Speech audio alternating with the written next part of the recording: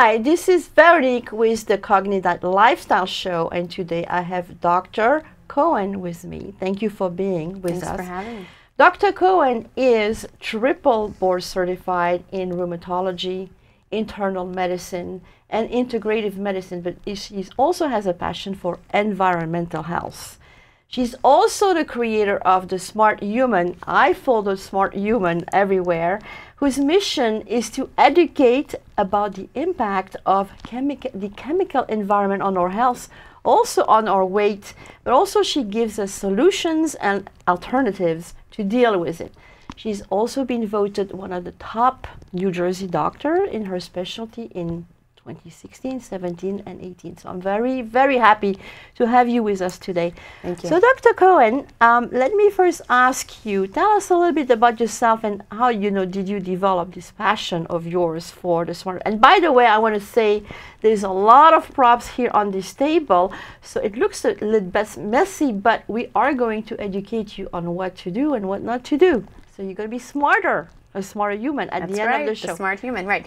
So so just to give you a little background, so I was very much, and to some degree, I'm still very much a conventional medical person, having trained formally.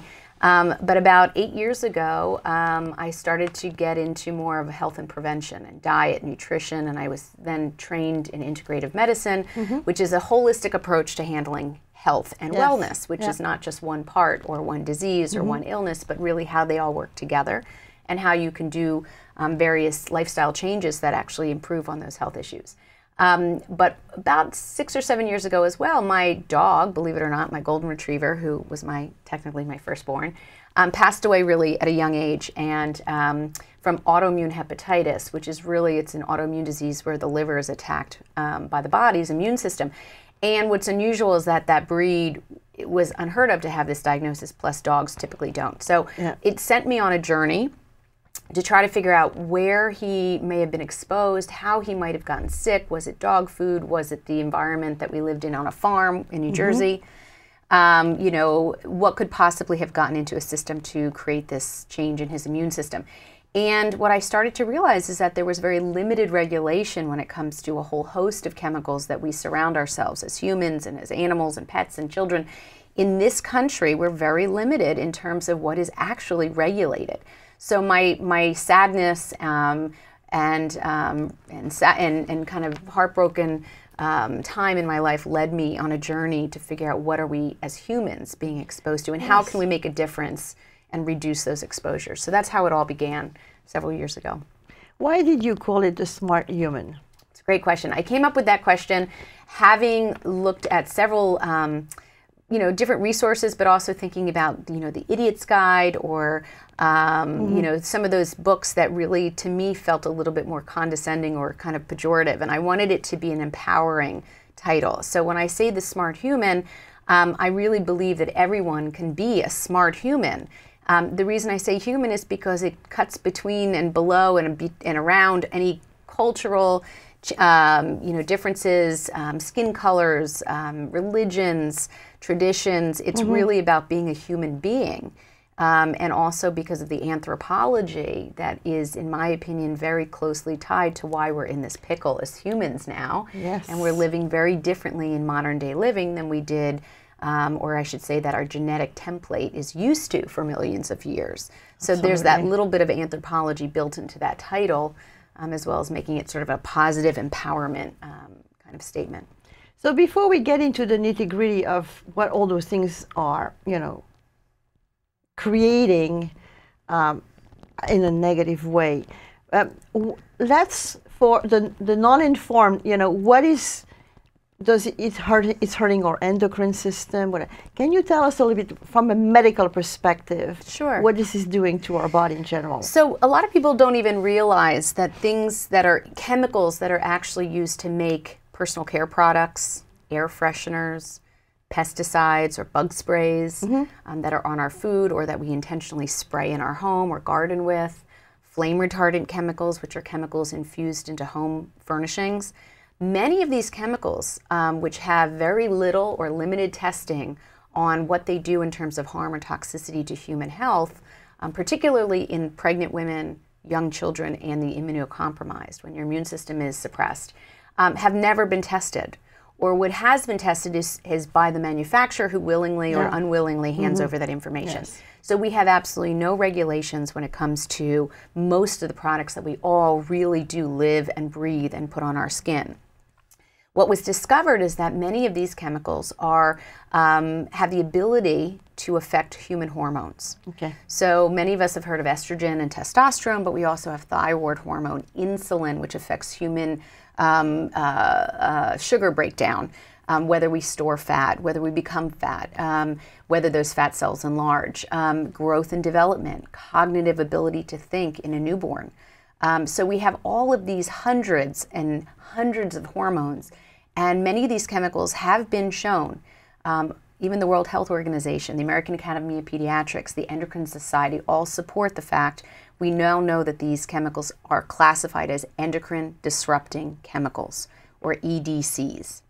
And because of that, we have to be very, very conscious of not only when we're exposed for our entire lifespan, but even particular windows of vulnerability where there's excessive amounts of hormone changing or changes. In utero exposure is really critical. Yes. Because we also can see that there's transgenerational effects, that genetics can change through successive generations just from a pregnant mother being exposed and her fetus is therefore exposed. My daughters are on the process of getting married, and I know babies will come, and I say to them, please make sure when you are pregnant or in the going to be pregnant that you are really going to pay very great attention to how you treat yourself and how you eat. The environment that a baby grows in, the milieu, all of the blood flow that flows through a newborn and creates this brain which has 250,000 neurons are laid down every minute during a 10-month pregnancy.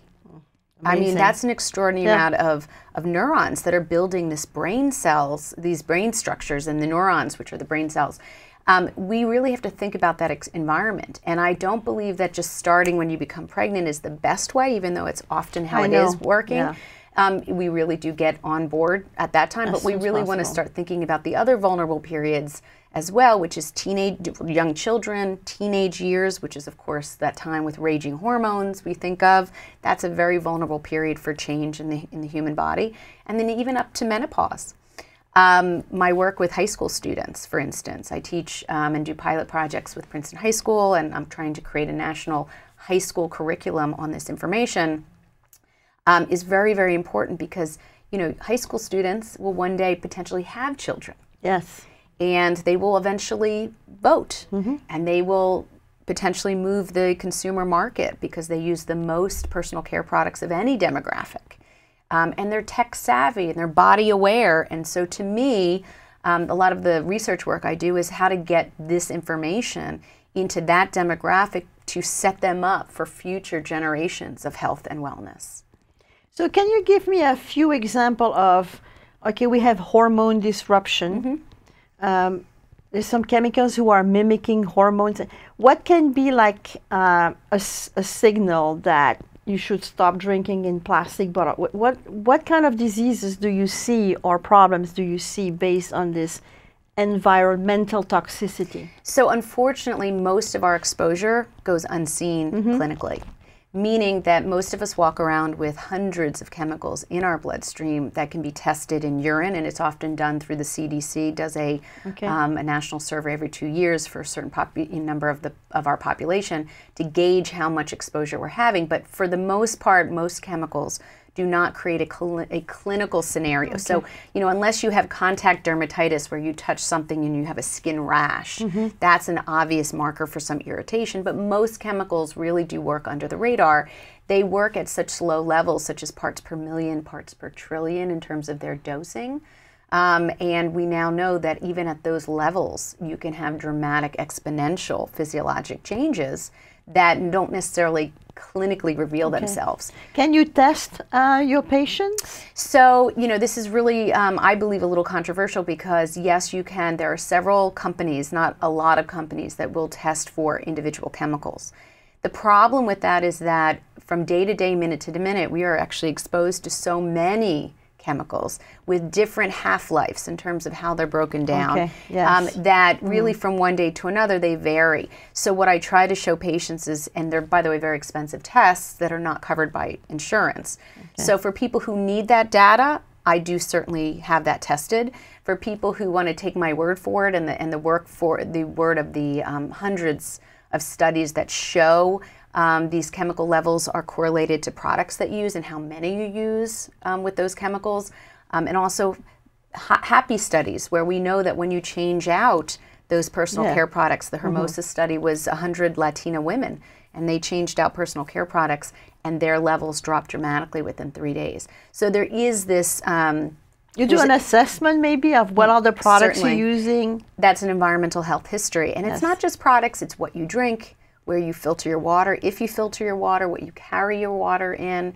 It's home furnishings, it's aeration in your house, and whether you spray air products that are for smelling, making the room smell better, air fresheners, whether you use carpet, chemicals. There's a whole host of exposures, whether you open windows, whether your work environment, which we spend a lot of time at work, whether that's as safe as possible, because a lot of times we do not have control over that environment, such as the cleaning service that comes in maybe at night.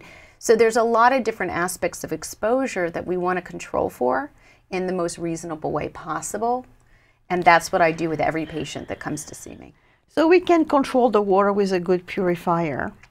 Well, what about the air? Because if I go outside, like sometime I'm in the city, it's so polluted. Correct. What can you do about that? Right. So I like to almost bring in the serenity prayer of what you can and cannot control and the wisdom to know the difference. Because I think we have so much that we can control. I think that's always the best place to start. Answer. So your home is always the best place, your workspace if you can swing it.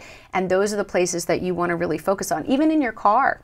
If you're driving in a polluted environment, you can actually turn the filters, the system closed, and you can get air filters for your car that you plug in through the, through the cigarette lighter. So, there's all different tricks. I do a lot of sharing of these tricks on The Smart Human, Facebook, Twitter, Instagram, and thesmarthuman.com, which has a lot of podcasts, radio shows, and videos. But the idea is that until you know, you don't know, and I'm just trying to open people's eyes up to where you can make very, very simple, not costly changes to your environment that are really, worthwhile. Mm-hmm. Are there like some top culprits? We hear BPA, phthalates, or phthalates, whatever. What are the big culprits? Yeah, these are great words, great catchwords. Most people are starting to hear them in our culture, bisphenol A or BPA was taken out of baby bottles in 2012 in this country. It had a lot. It was in the news quite a bit. Bisphenol A or BPA is actually sort of the most well-known endocrine disruptor. It's found in the lining of all canned foods and drinks, whether it's you soda. have to check your cans. Yes. Well, I wouldn't even bother to check. I would say 99.9% have bisphenol A. There's only very few companies that actually use a substitute called oleoresin, which is a vegetable-based, but they add charge to that can, so it does raise pricing. So I would say almost all canned foods, if not all, and drinks, I mean the sodas we pop out of a soda machine, have a plastic lining that is made with bisphenol A, which is an actual endocrine disruptor. Thousands and thousands of papers on this from international sources, World Health Organization, as I mentioned, everyone within the research bodies of true science knows that this is a problematic exposure and chemical. So, what I try to get people to think of, if you can't afford, changing out to fresh fruits and vegetables or, produce or anything that you normally would get into a can, try to find glass or jarred versions. Try to buy flash frozen versions. Frozen organics, believe it or not, which have lower pesticide levels, actually have a great deal of nutrients because they're flash frozen. So it's a really nice substitute if you can just really wean off of the canned foods and drinks. That's an enormous benefit. And it has a 6-hour half-life, bisphenol A in general. So when people stop using those canned foods, and there's studies to show this internationally, those levels drop right out of their bodies. So you can do something about it. Yes, absolutely. What about fresh produce, even when you buy them as organic as you can? Is there a special way you have to wash them to make sure they are clean as possible? It's a good question. So, you know, there's a lot of ways to look at fresh produce. Now, fresh produce, which is wonderful if it's truly fresh from a, you know, a market, you know, when you're really truly fresh. Otherwise, it can travel up to 6 months. It can be frozen up to a year, even if it's organic. So you don't really necessarily know the nutrient quality, antioxidant level. You may have less pesticides, which is great, but again, you're challenging the nutrient. Like I said, I recommend organic frozen, transferring to a container that's glass or stainless steel, and then possibly. You wanted to use your phone to show us something. I was going to show people. And it's on silent. It's on silent but buzzing. But I'll talk about some cell phone safety as well a little bit later. But the idea is that you can wash conventional fruits and vegetables, which are not organic, which may be cheaper, with just 1 part white vinegar to 3 parts warm, clean water, and agitate it. And then that should take a great deal of residue off. So for those who don't want to spend the money for a vegetable cleaner or buy organic, another thing is to buy fruits and vegetables organically when they're in season, and the prices drop dramatically. Yeah, good. So we have a lot of props here. So I think this is something the audience usually really love, is when you can educate us on the do's and the don'ts. So what do you have for us today, Dr. Cohen? Okay, so let me run through a couple things. So first of all, I wanted to start with non-stick pans versus just stainless steel. Many people show it to the camera? Sure, of course. So of course we've all seen stainless steel pans, and we've also seen non-stick. And really, the argument is not that clean. I guess that's because it's in my cupboard. It's a prop. It's a prop in my life. Yes. But the idea is that, you know, really to make that changeover is of value, because the coatings of non-stick pans actually are a group of chemicals called perfluoralkyls, and they are endocrine disrupting in nature, and they have a very long half-life. They do stay in our environment for years. They stay in our bodies, and they do make a whole bunch of changes to the human body. They also particularly get absorbed into fattier foods like eggs or something else you're cooking with olive oil or anything like that in the pan. That's getting worse. It's a little worse. So to make a quick change is just to have to put a little bit more elbow grease into cleaning the pots, but really a good stainless steel pan with an 18/8 on the bottom, I think is very, very helpful. And what is 18? It's just the makeup of the steel, but essentially most of the pans in this country are 18/8. And you just want a good, reputable stainless steel pan. You can get them at any big box store now. When it comes to drinking water, I'm a big fan of not just having it filtered at home, where you can control that water, whether you have well water or municipal tap and it comes from 20, 30 miles away. You have the ability to control that water at the point of use, which is at your sink, in the kitchen, and getting yourself a very good filter, whether you can afford perhaps a reverse osmotic water filter, which are the most aggressive water filters a consumer can buy. There are nuances. You want to make sure you certainly get one off of Consumer Reports rating, and they haven't outsourced the filter to overseas, which can really make it not a great system. So do your homework. Do your homework. It could be carbon filter, like a Brita filter, refrigerator, but you really want to at least do the very basics in filtration, no matter where it comes from, but carry the water in glass without a plastic flip top. The point is not to have plastics touch your body when you don't need it. Even with the stainless steel container, you don't want to have a flip top, because if it's hot coffee, you're really going to scald the plastic before it gets into your body. So you do want to get one that takes a little effort to take off the top. I tell patients and everyone, consumers, the smart human followers, to avoid bug sprays. Bug sprays are designed to be neurotoxins. That is how they work, to get rid of bugs by killing their brains. So we really want to think about, there are higher rates of leukemias and lymphomas known in homes that use regular bug spraying. And this is a study out of major institutions that I present. So I just want people to realize that there is a problem when we use it. We have to clean better, use all natural forms of bug control. We have ants at our house today, and we have to clean better. We're just getting lazy. So, I mean, the idea is that there's ways to do it without spraying these chemicals that get into everyone, including children and pets. When it comes to personal care products, again, #1 demographic That's a question I have often. Yeah, people lather everything they can think of on their body. Our bodies are sponges. We absorb a lot of chemicals through our skin. And I think people don't realize that. So the chemicals that are often most worrisome, for instance, in antiperspirants, is aluminum. We want to be careful of that and kind of switch to deodorant that are more natural and don't have the idea of absorbing this micro metal into the body through these pores in our armpits, especially close to breast tissue. There's also fragrances infused to these. You have to be very careful about synthetic fragrances, which actually are phthalates, is what you were saying, PHTH. ALATES. They're spelled funny, but that's a group of chemicals that actually are in perfumes and keep scents lasting. They are endocrine disruptors.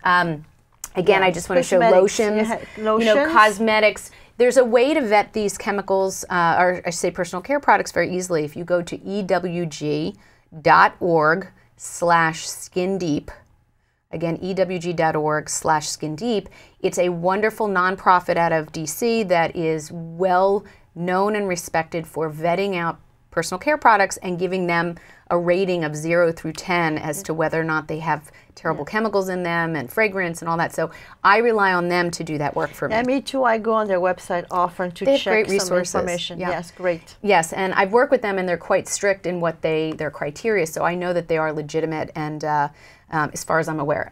So again, any aerosols, you want to be careful of any aerosols, hairsprays, air fresheners. These are things that get into our bloodstream quite quickly, because it's just like oxygen, right? We can't breathe without oxygen. Yeah. A lot of these chemicals boom right into our bloodstream just like oxygen.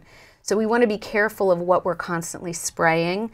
I had to work with a major corporation on their sprays that were going on in a nursery school environment where the sprays were going off, for air freshening every, 10 minutes or so. Pretty toxic stuff, particularly in that young age group. So we have to really think about what we're breathing in on a regular basis, opening windows. When I use a lot of aromatherapy at home through a diffuser, but I only buy the best quality and absolutely natural essences. Yeah. And I always say, make sure that you're not buying the cheap stuff. You don't even know where it's made. It's interesting whether people say cheap stuff or not. I get that point. It is true. You really do have to vet. There's no oversight for any of this stuff. Personal care products, house cleaning products, none of it.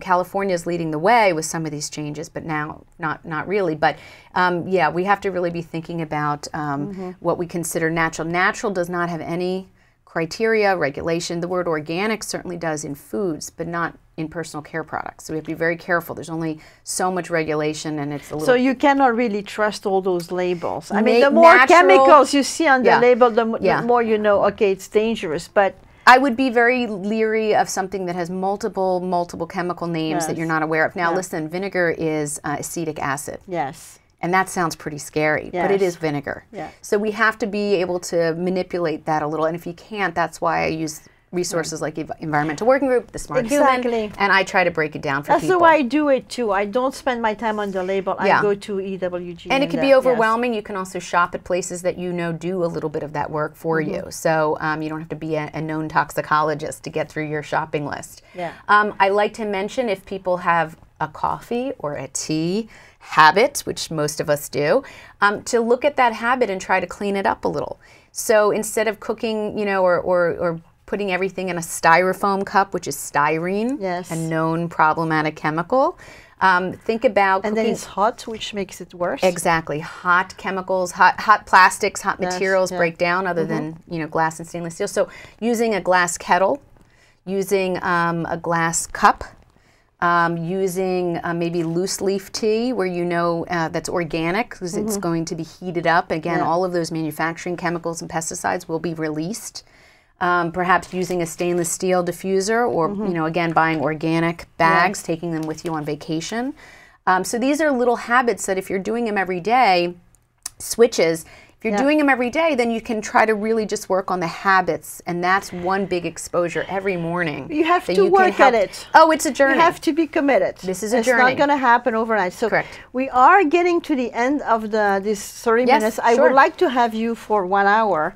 But is there something you wanted to say about the phone or about your book? So I want to make sure you have your messages. No, I appreciate that. So yes, there's never enough time, no matter what venue. I can tell you that much. But that's what the Smart Human is for, because I really do try to get stuff out there.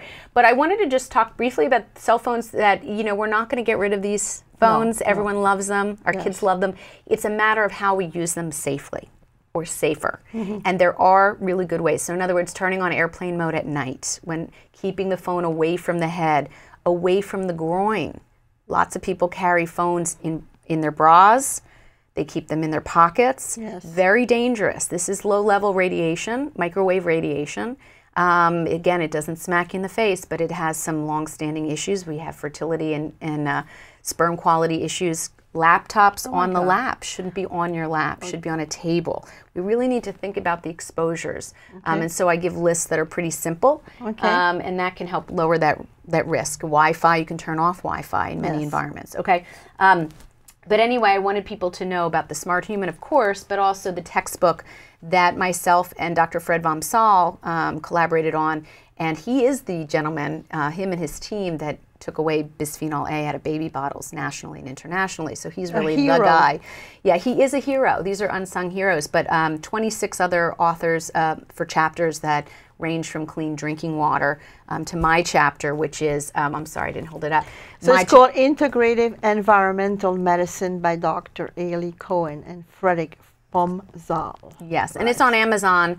We're working now on the consumer version. This is actually very, very reasonable to read for, I think, anybody, but usually... Anybody can read this. Anybody can read it. It's not going to be like science. It's not too over anyone's heads. I mean, there are sections certainly that are very scientific, which support what we're all trying to get out there. But the actionable work that I've done is in Chapter 14, which is really what to do about this problem, these problems. And I think most people can get through this pretty well.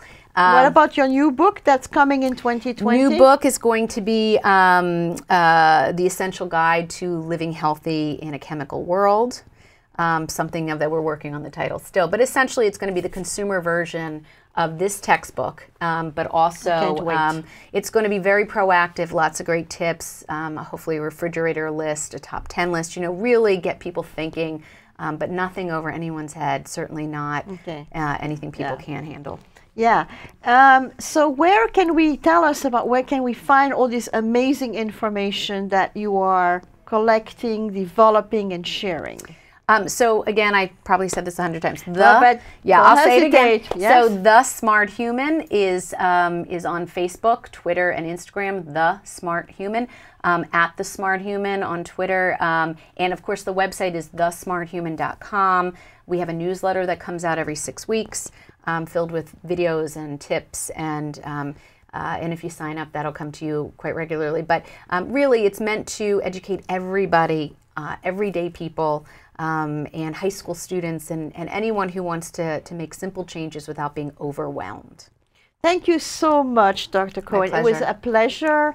I am as passionate as you are about those issues. We have to be warriors. Yeah, we have to fight at every level now to stay healthy. Yeah, it's a battle, and we can all do it. We just need to get the right information from the right sources and go from there. Yeah. Thank you so much. This was the CogniDiet Show with Veronique. Have a wonderful, happy, and healthy life. Thank you.